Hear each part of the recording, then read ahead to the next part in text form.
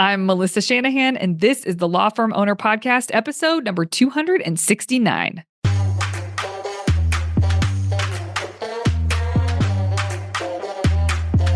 Welcome to the Law Firm Owner Podcast, powered by Velocity Work, for owners who want to grow a firm that gives them the life they want.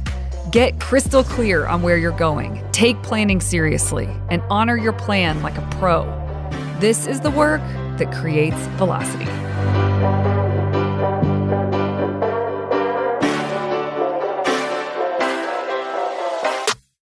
Hey, in case you didn't know, Mastery Group opens for enrollment on August 7th. This is your chance to come inside and have access to me and my amazing team to help you get clear on your firm's data and how to make decisions from that data in the short and long term that sets you up to win. There's all sorts of perks and benefits. You can go learn more at velocitywork.com/join. If enrollment isn't open yet, you will see a button to join the waitlist. You will be notified as soon as it opens. If you land on that page when enrollment is open, you'll be able to join. We cannot wait to work with you in a hands-on way to get clear about what you're aiming for, to create a really strong plan to get there, and to honor your plan. Hope to see you inside. Hi, everyone. Welcome back to this week's episode. I'm so glad you're here. We're going to have a familiar voice on with me today. You just heard her last week, and we're back to talk about the next thing that I think will be really interesting to you all. So Eileen Kendall from Kendall Law, welcome back to the podcast. Thanks for having me again. Think you get tired of me. I never get tired of you. Okay, so another thing that I asked you if you'd be up for sharing, you've emphasized how important it has been for your firm and how meaningful it has been to switch from billing one time a month to twice a month. So I encourage people to do this. It feels like a heavy lift for some people to make this switch. And so I just want to hear from you all the things. Like, was it heavy? What was hard? Was it easier than you expected? So I would love to just dig into it to make sure that we're busting myths where we can and helping people make the jump. Yeah, of course. I think that I heard it on your podcast. I think you had somebody on that was talking about it. And I think I've kind of seen things from time to time on it. I think billing for me has been a challenge until recently. For the longest time, I was doing it. And this was a big contention with you and I, is that I was spending my time reviewing billing and sending out invoices. And then I tried to pass it off to my, COO, who wasn't my COO at the time, but, working towards that. And then that just didn't feel right either, because I still needed to be in control because I have that problem. And I think after more and more talking about it, I finally started to outsource it to somebody that just handles it. And I think I started that late last year, where I wasn't reviewing things anymore. And, I have a friend that we've always had that discussion too, is that he stopped reviewing it because he's too nice. Like, I think we're emotionally tied to the work and feel like, oh, we shouldn't bill that much or whatnot. So having a third person do it and say, nope, I'm not cutting that time. No, I'm not cutting that time. I think that one was one of those things that I just felt weird not looking and being able to cut time. And then I think it was a podcast that you had, and I listened to it, and I reached out to that same friend who's also a client of yours. And I said, what do you think about this double billing twice a month? He's like, oh yeah, we already do it. My paralegal went to CleoCon and we started doing it. Okay, well, I guess that's that. So the decision was made, and then it was like how to make it happen. So I had to do all of the letters to say that this was going to be a billing change that went in effect.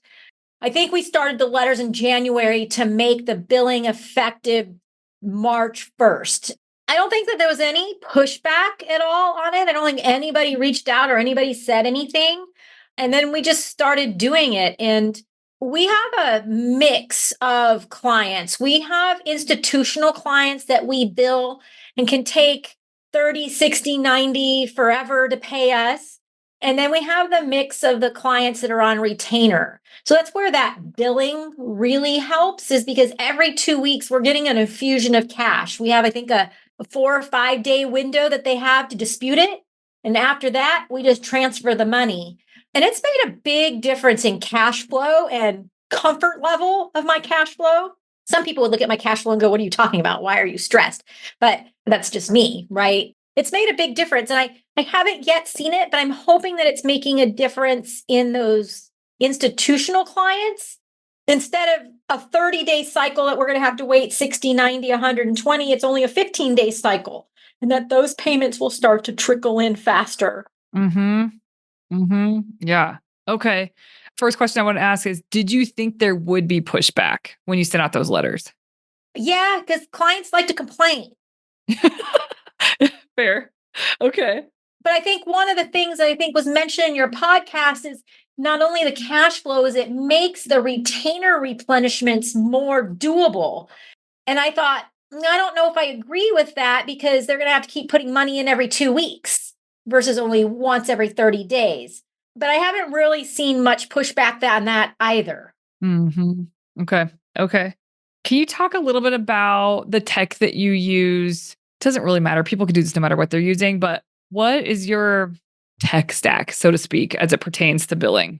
Yeah, so we use Smokeball, and Smokeball does everything. You And love so Smokeball, by the way, just for everyone listening, but they're only for PCs.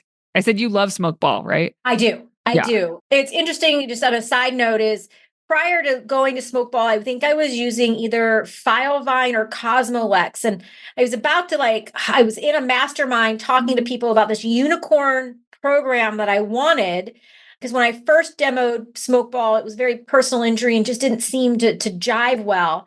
And then I did a demo and I thought, there's the unicorn. I don't have to go buy a developer to do this because it integrates with everything. It integrates with Zoom and Outlook and InfoTrack for filing. That made a huge difference in itself. Is because when I was doing all of it on myself, is I'd have to remember to enter all the expenses. So we would pay the filing fees or whatever. I would have to remember to put those in the file. So I'm sure we lost a ton of money. Now it automatically gets billed to the client every time you e-file right in the system. Captures all your emails, it captures everything. And then it's just a matter of generating the invoices. So it is really the most laborious part of billing before I outsourced it was the 3 or 4 hours that I would be looking through every single entry to make sure that things were billed properly.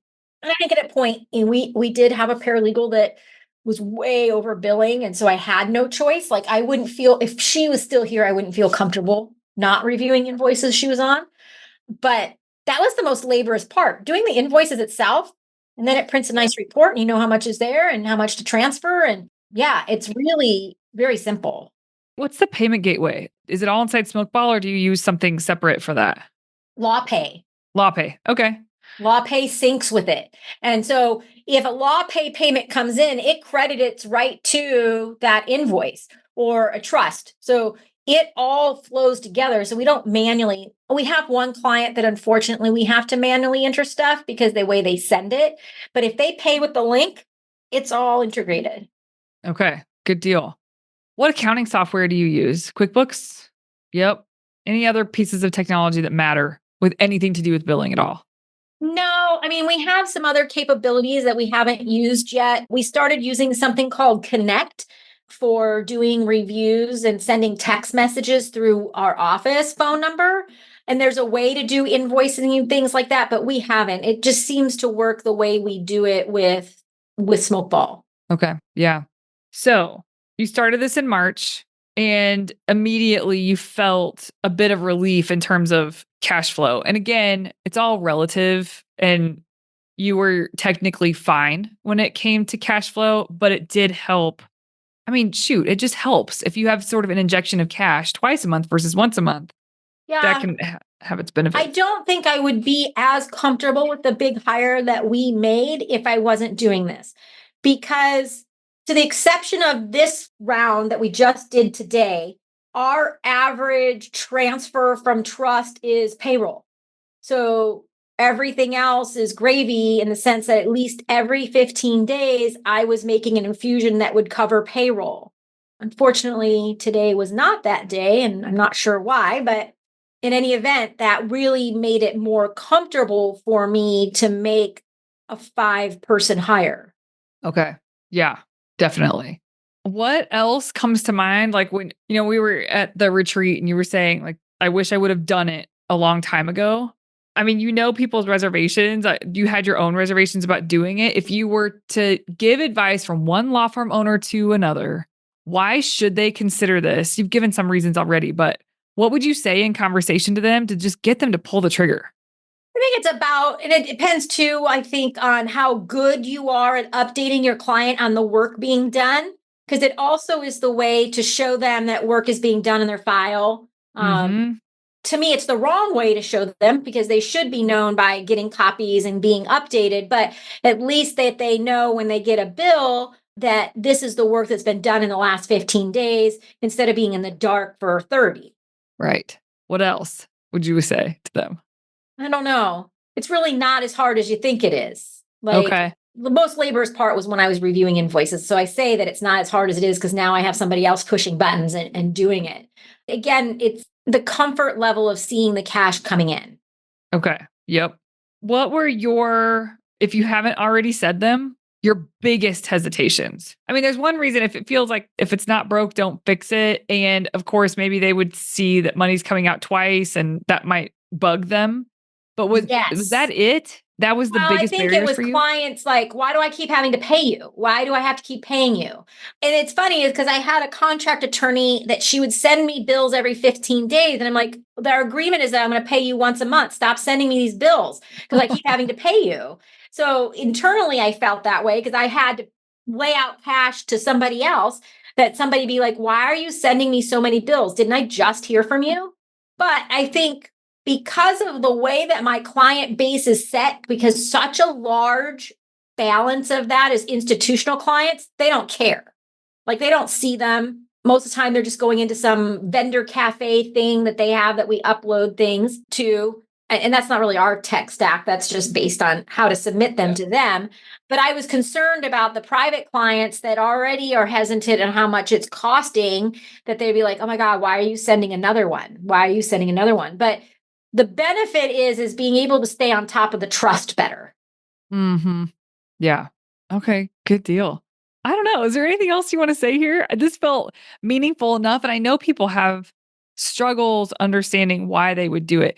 Here's what I'll say too, most of the time when this comes up, it hasn't even crossed their mind. It's not like, "No, I don't wanna do that because I have these reservations." It is most of the time when this comes up, they'll just look at me like, "Why would I do that? Why would I bill twice a month?"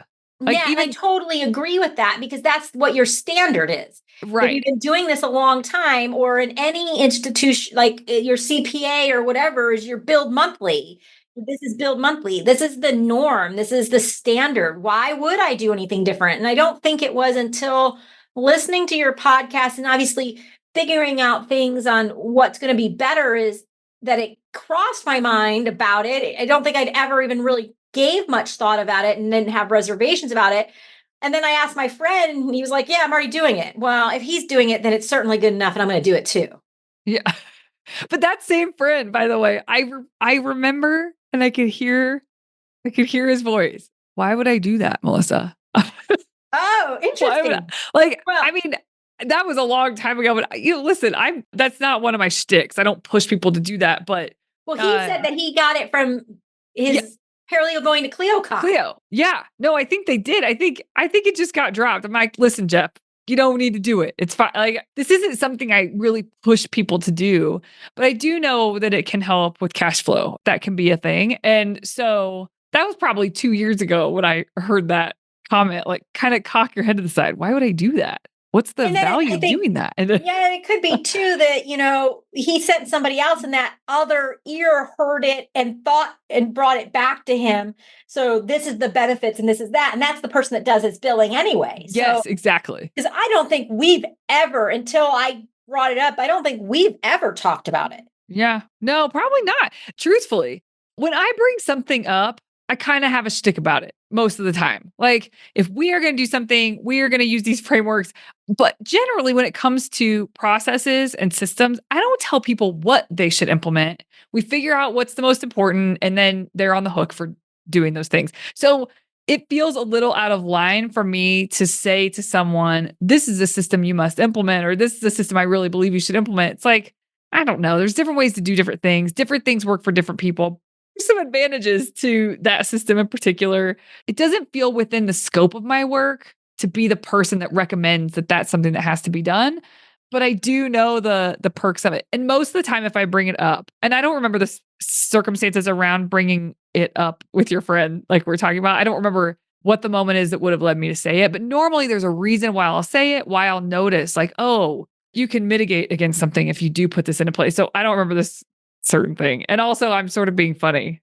Just the dragging his feet. That's not fair. And he's just a funny guy. I'm just giving him a hard time. Well, and I think what's important is for everybody is listening to your podcast. Like there's some that I just skip over because it's like, I don't need to know about mastery group or whatever, is that some of the people that you bring on that are not lawyers, like I said, I can't remember who you brought on that talked about this, but there's like so many things. I think it was Randa Prendergast. It could have been, but there's so many people that you bring on that just make you think, because I know there's a couple of people that you've come on and then I thought, maybe I should not use a contract attorney and I should do all the work. Well, that went away real quick. But there's a lot of things that I take from the people and the topics that you have that just make you think. And then obviously then you run it through your network. And like I said, this particular friend is very close and we're, work well together, and anything like that I know that he does that works is probably going to work for me. So that was a no-brainer at that point. If he had said, no, that's poppycock, I may not have done it, but I don't know how I feel about that. Because sometimes, you just got to I'm glad you did it. That's what I mean. And by the way, poppycock, what is that? That is so I don't know. Sometimes I say words around here and people are like, is that a word? And they look it up and they're like, it is. I don't remember like a Yiddish word that I used. And by the way, I don't know why I would have Yiddish words in my vocabulary, but they'll look them up and go, oh, that is a word. Schlep. I use schlep a lot. And they're like, schlep a word? I'm like, yes, it's a word. Yeah, exactly. Well, okay, this has been good. So basically, I want the moral of the story to be like, listen to this story. Maybe you've never thought of it before. Maybe there's a reason for you to think about it or for you to help stabilize cash flow if you are in need of that. Some people really are in need of that, by the way. There's a lot that's not set up yet or correctly in their firm, and cash flow is something that they struggle with. Everything is always like the timing is really tough for some firms. So this can be a way to help ease that. So anyway, I hope this is inspiration for people to think about what they're doing and how they're doing it. Actually, there's another firm I was thinking of. They also were billing monthly and they switched about a year ago. Cash flow was a thing. And you know what? You've dealt with this in some instances. Their collections rate was like 85% or something. And so that hurts. You feel that. And so they started billing twice a month instead of once a month. And gosh, it changed everything for them. So maybe that's another way to think about it for yourself as an indicator is if your collections rate is not ideal, if it's not close to 100, this can be something that helps sort of offset the pain of some of that. Not that you should settle for that collections rate, but just to in the interim, it makes it a little bit easier. So, yeah. Well, thanks for coming on and talking about your flip, how you thought about it, what it's done for you, all that. I really appreciate it. You're very welcome. Thanks for having me. Yeah. You've given a lot of time to the Law Firm Owner podcast in the last, I have. last little bit. I always wondered when I was going to be on. And then look, now I'm 2 weeks in a row. Girl, you can come on whenever you want. Because, I mean, seriously, there's times in the retreats I think of ideas and I'll jot them down on a note for myself. So if you ever think of something that comes up when we're working together that you think would be an interesting conversation, you just say the word because there's so much that you're doing and that you have done in your firm. So much. Like I was thinking about the last episode that we recorded. There's stuff in there that we didn't say where your revenue is, but it is far exceeds when we first met and you're just going up, right? And that growth and how quickly the growth has happened, we mentioned that as well. It's like 3.5 years and it's been insane. And how you've handled it. I was thinking about some of the things that I can almost hear certain audience members, not most, but just think like, man, well, if she's that far along, why is she just now getting onboarding dialed if she's that far, into revenue? It's because it's all happened all at once. I'm so busy. I can't even pee. It's like, I don't have time. I Like know. that's the freedom that adding the important team members and finally giving me that breathing room to do the things. Like typically the only time I get to do that is like on an airplane when I'm going on vacation. I have that downtime that I can read and really think. I think this holiday was the first ski trip I did not have to work. The year before, I was chairing a trial from Mammoth, years before I was dealing with stuff. And that this growth has finally gotten me to the point that I can step back because it really has been just thrown at me where I haven't had time to be proactive. I'm constantly reactive. And that's the switch we're trying to make is that we've added all these team members. And while they may not be productive and have a ton of work and I may not make a ton of money, I can grow comfortably and not feel overwhelmed that I can stay focused on dialing this stuff in. Because it has been, and you can cut this out, it's been a shit show for 3.5 years. Yeah. Yeah. But okay, I don't want to put words in your mouth. I would imagine that you have an understanding now of what it takes to go from where you were to where you are now in terms of the amount of business that you're handling, the amount of revenue that's there, the amount of people it takes. Like, there wasn't a world, I would imagine that you would say and agree with, there was not a world in which this was going to feel good the whole way and feel easy the whole way. No, I understand that. I think it's just more of if I knew the things I should have done first, Like what? like just having systems in place, because that's been the struggle is we've grown so fast and everything's always in my head. And then we add people that I'm trying to communicate what's in my head on this process and things get missed. And so it's always been like not smooth because, and people say it just isn't possible. It's like, I wish I would have had all of the things I have now in place to grow. I think we still would have done it, but it would have been less chaotic and less like, not that we've had a lot, less customer pain and this pain and that pain. I think it just would have been a different experience. But don't you think you've been implementing the systems as you realize you need them? Well, Like, yes, you do it because you made a mistake. Well, oh, I mean, yeah, sometimes they're born out of that. But I mean, you've been focused on processes and systems since I met you. Yes, yes. I mean, but not to the you've been same doing extent. it. Yes. So I think what you're saying, and this is kind of what I want people to understand. Like, listen, I am all for believing in like ease and flow. Like, I'm not against that. But when a business grows, especially as fast as yours has, but it's true for any business growth, you have to figure out along the way what you need and then you put it into place. And that journey is pretty painful because you're so busy. You're handling all the work and trying to implement the systems that you're realizing that you need. And this is why I think I get upset with the whole idea that there's a blueprint. Like, you'll hear certain businesses out there. This is not just in the law firm world. This is just out in the ether. You will find this when anything to do with coaching consulting. People will say, pay us this amount of money. We're going to give you the blueprint. That is total BS. And if someone says that to you, you should run in the other direction because you're going to blow a bunch of money. And that blueprint, air quotes, that they're giving you is not going to fit your firm. So it's like you have to really uncover the processes. They reveal themselves like, oh, this is next. This is next. This is next. And it's really frustrating. We all wish it's easier, but this is why people don't last. This is why people give up early. And there's some that don't. And they actually do build the thing that they wanted to build. And they do get the freedom they wanted to get. And that's you. I'm just thinking of the listeners. Like when you say that, I mean, sure, we all wish we could see all the steps in front of us, but that's just not how it works.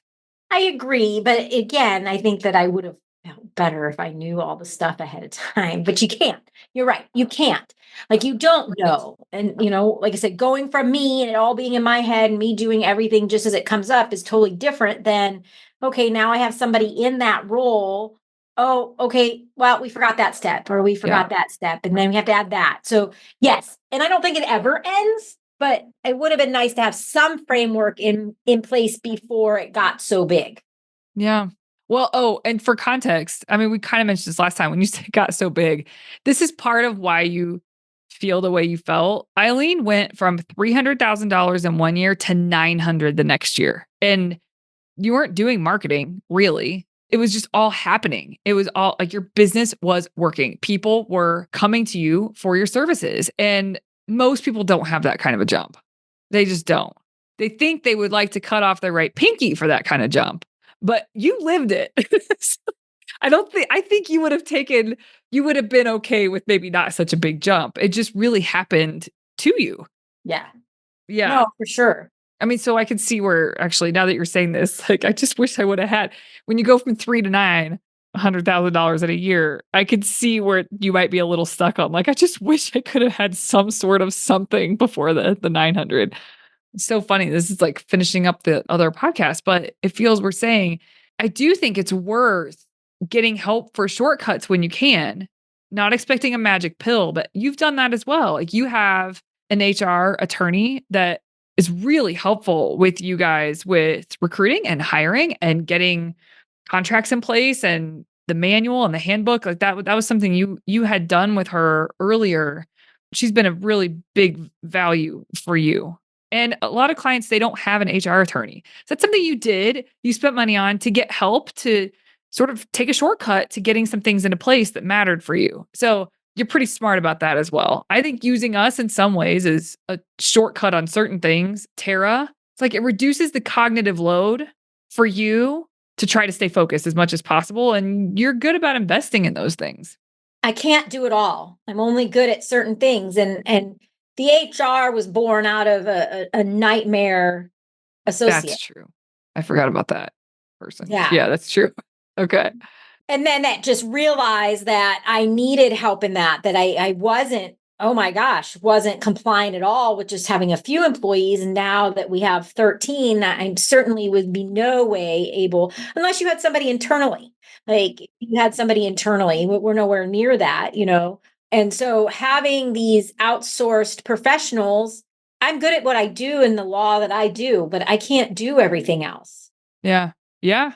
No, that's very true. But I think you're really good at, you're saying your reason why you invest in these other professionals to be able to help you in those ways. But some people hold themselves back from that for one reason or another. But I got to say, it is such a joy and an honor to be able to be in your corner with you. You're so fun to work with. And it's not easy. Like, the growth that you've experienced, like we've said, it hasn't been a cakewalk by any stretch. But to work with you and like just really try to help where we can, roll up our sleeves where we can. There's other professionals also doing the same thing. It's really fun to be in your corner. You've built something that makes it very exciting to be a part of, and you're a hard worker, and that's always fun to work with as well. Thank you. Yeah. Thank you for coming on. I think we did it. All right. You got to come on again though someday. Okay. All right. Thanks. All right, everybody. Have a wonderful week. See you here next Tuesday. Hey, you may not know this, but there's a free guide for a process I teach called Monday Map, Friday Wrap. If you go to velocitywork.com, it's all yours. It's about how to plan your time and honor your plans so that week over week, more work that moves the needle is getting done in less time. Go to velocitywork.com to get your free copy. Thank you for listening to the Law Firm Owner Podcast. If you're ready to get clearer on your vision, data, and mindset, then head over to velocitywork.com where you can plug in to quarterly strategic planning with accountability and coaching in between.